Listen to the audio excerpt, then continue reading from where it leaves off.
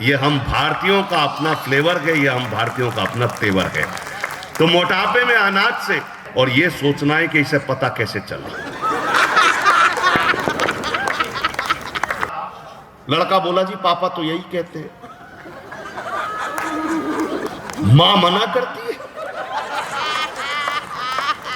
मैं तो अभी 2022 में यूएसए में था।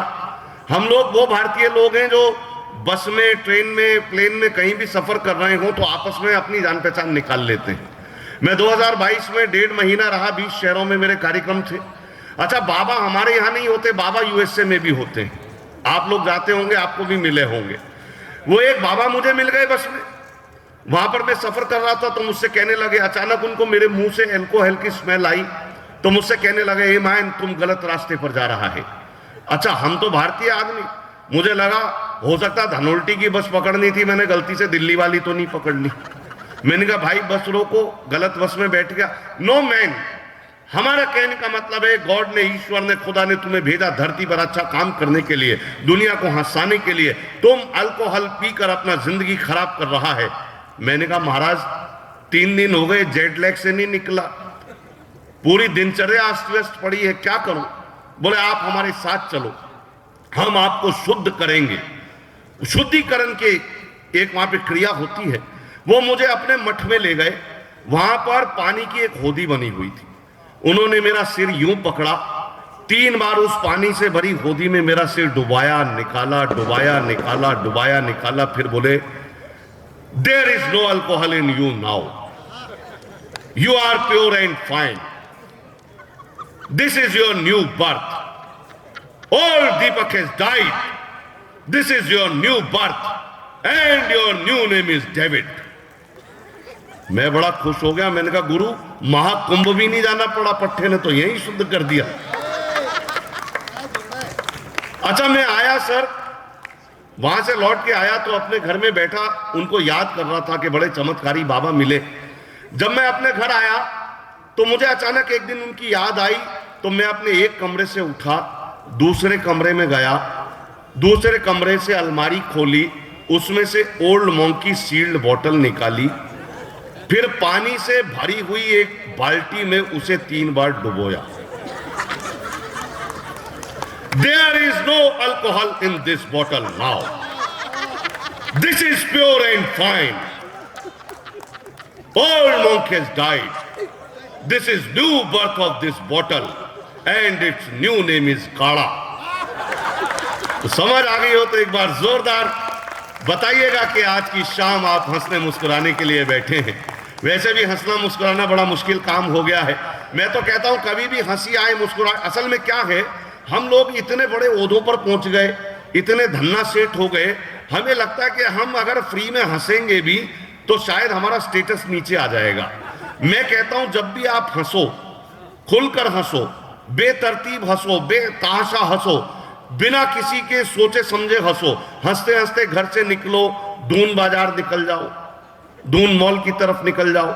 ज्यादा से ज्यादा क्या होगा, आपको बेवजह हंसता हुआ देखकर लोग यही तो कहेंगे पागल है। इससे ज्यादा तो कोई कुछ नहीं कहेगा। कोई यदि आपको बेवजह हंसता देखकर ये कह दे कि पागल है, तो उस पर आपको कोई प्रतिक्रिया, कोई रिएक्शन नहीं देना। आपको 2 मिनट सिर्फ मेडिटेशन करना है और यह सोचना है कि इसे पता कैसे चला। तो मोटापे, अच्छा सर हम भी यहां आकर ही हंस रहे हैं, सच बता रहा हूं।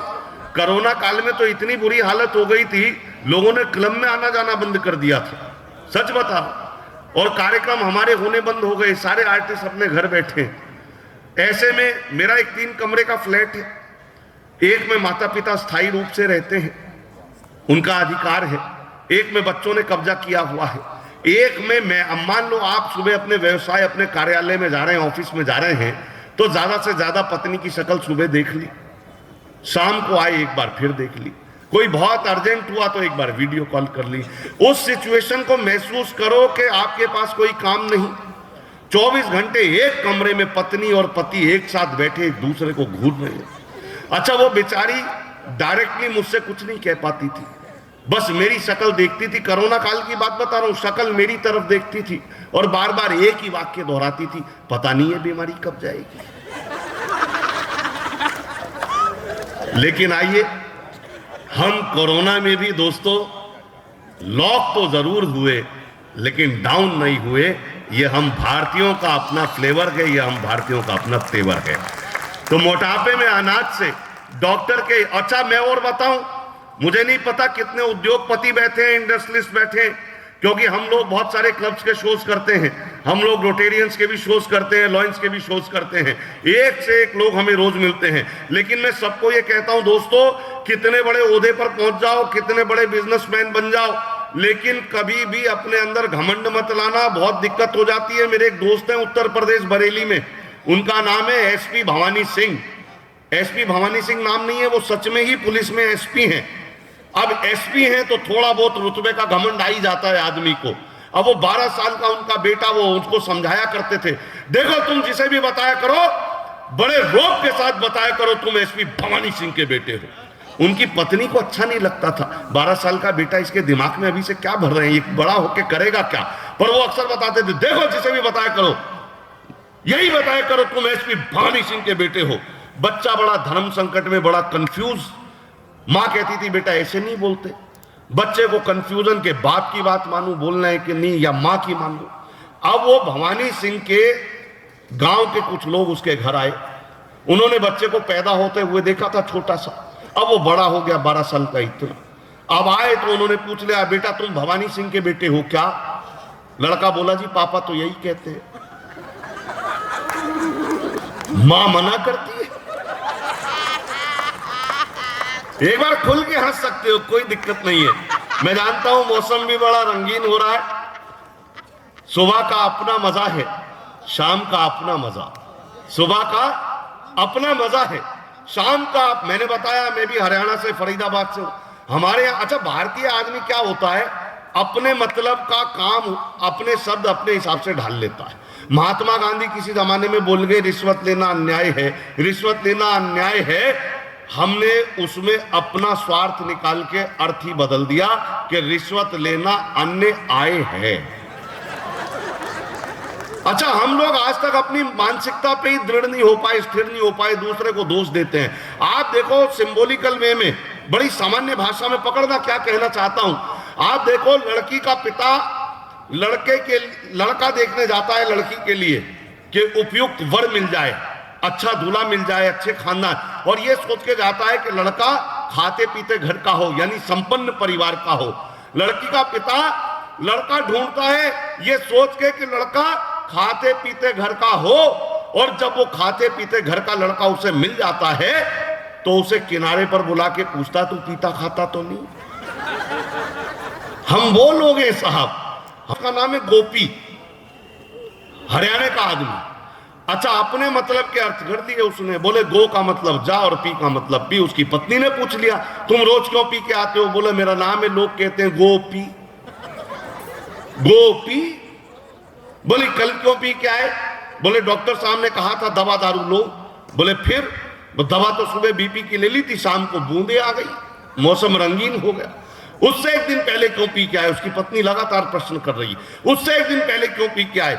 वैद्य जी ने कहा था देसी इलाज करो। वैद्य जी ने क्या देसी इलाज बताया? वैद्य जी ने कहा आज वाइन लो।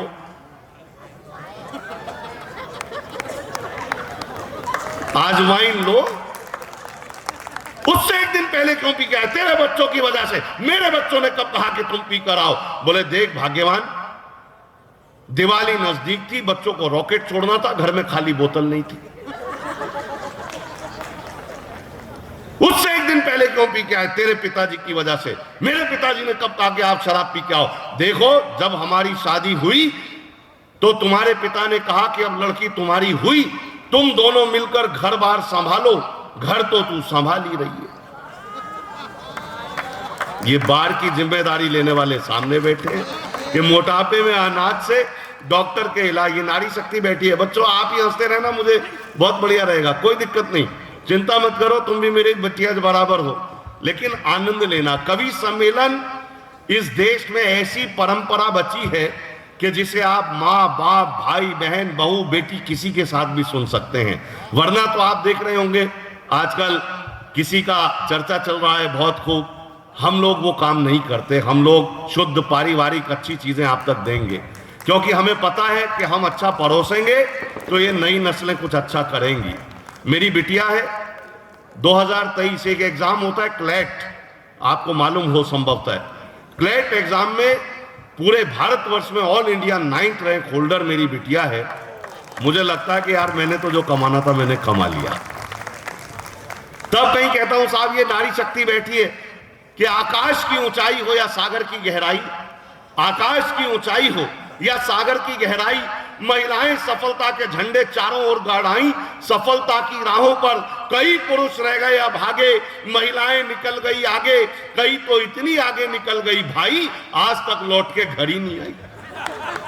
इतनी भी तरक्की मत कर लेना। पुरानी फिल्में अगर देखी हो सुनी हो, उसमें पुराने बुजुर्ग बड़े दूरदर्शी विचारधारा के थे। वो बताया करते थे नारी को ज्यादा एजुकेटेड मत करो, क्योंकि वो जानते थे कि नारी ज्यादा एजुकेटेड हो गई तो कलयुग में इसका विपरीत दुष्परिणाम देखने को मिलेगा। पिछले दिनों मेरे दोस्त का विवाह हुआ, शादी हुई, मैंने भी अटेंड की। अगले दिन दुल्हन को विदा करके लाना था। जैसे ही दुल्हन को विदा करके लाने लगे दुल्हन रोने लगी। दुल्हन रोने लगी तो उसे देखकर मेरा दोस्त जो दूल्हा था इमोशनल, वो भी रोने लगा। मैंने कहा तू क्यों रो रहा है? बोले ये क्यों रो रही है? मैंने कहा इसकी तो शादी हुई है। बोला वो तो मेरी भी हुई है। मैंने कहा ये तो अपने माँ बाप भाई बहन को छोड़कर जाएगी। बोला जाकर मेरे भी तो छुड़वाएगी। ये परिवर्तन क्यों आया? ये परिवर्तन इसलिए आया दोस्तों कि हमें करना क्या था, हमने किया क्या? हमें लोगों से रिश्ता बनाना था, चीजों को इस्तेमाल करना था। हम चीजों से रिश्ता बनाने लगे और लोगों को इस्तेमाल करने लगे, इसलिए हमारे दिमाग में ये परिवर्तन आ गया। लेकिन आइए, मोटापे में अनाज से, डॉक्टर के इलाज से, मोटापे में अनाज से। अच्छा, कोरोना की बात मैं बता रहा था, मेरा भी 12 साल का बेटा कोरोना काल में। सिंह साहब माड़िक जी इत्थे भी तुहाडी तवज्जो चाहिए, इत्थे देख लो। मैं जिस कौम के सामने पढ़ रहा हूं, एक एक पगड़ी 1.25 लाख के बराबर है। मेरा दोस्त है यहीं GS रोड पे रहता है, जनरल महादेव सिंह रोड पे। वो बड़ा कॉन्फिडेंट आदमी, कुलजीत सिंह नाम है उसका, मेरे साथ दिल्ली पढ़ता था, बाद में यहीं शिफ्ट हो गया। अच्छा, वो कुलजीत सिंह के साथ मेरे को ले गया वो वहां धनोल्टी के पास। बोला चल भाई तुझे घुमा के लाऊं। इतना कॉन्फिडेंट ये कौम जो होती है, इतनी कॉन्फिडेंट है। वो कुलजीत सिंह मेरे को ले गया तो घूमते फिरते जब टेढ़े मेढ़े मोड़ आए तो मेरी हालत खराब। मुझे आदत नहीं, मैं सपाट पे रहने वाला। तो मैंने एक दिन पूछ लिया, मैं कहा कुलजीत तुझे डर नहीं लगता? तुझे डर नहीं लगता? बोले डर दी कोई गाली नहीं वीरे, कोई भी भैड़ा जिहा मोड़ आंदा है आप आंखा बंद कर लेने, कट जाए थे वाह वाह, नहीं थे बोल पुत्र सतनाम।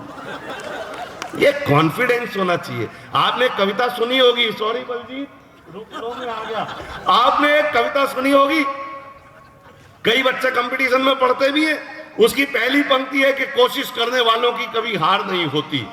कोशिश करने वालों की, कॉन्फिडेंस हमारे में भी है कवियों में। सिंह साहब, कोशिश करने वालों की कभी हार नहीं होती। मैंने उसमें दूसरी लाइन जोड़ी, वो ठेके पर पैदल ही निकल जाते हैं जिन पे कार नहीं होती। यह होता है कॉन्फिडेंस कि मोटापे में अनाज से, डॉक्टर के इलाज से, कान फोड़ू साज से, शादी वाले दाज से, मुफ्त की मसाज से और जिंदगी में ब्याज से बचना जरूरी है। खुश रहने के लिए हंसना जरूरी है और झूठे आन बान से, उधार के सामान से, कसैली जुबान से, खास मेहरबान से, बिगड़ी संतान से और आजकल चालान से बचना जरूरी है। खुश रहने के लिए हंसना जरूरी है और बेसुरे आलाप से। मैं कविता गा के नहीं सुनाता, पहले सुनाता था, आपको बताऊं। कविता गा के सुनाते हैं तो कहते हैं बड़ा अच्छा लगता है। मैं इसलिए नहीं सुनाता, आपको सच्ची बताऊं कि मैंने अपनी प्रेमिका को रिझाने के लिए एक दिन सुना दी तो उसकी प्रतिक्रिया आई, लाला तेरी आवाज बहुत मीठी है, कुल्फी बेचा कर। उस दिन से मैंने गाना बंद कर दिया कि बेसुरे आलाप से, किसी भी विलाप से, गुस्से वाले ताप से, प्रेमिका के बाप से, पंचायती खाप से और भ्रूण हत्या पाप से बचना जरूरी है। खुश रहने के लिए हंसना जरूरी है।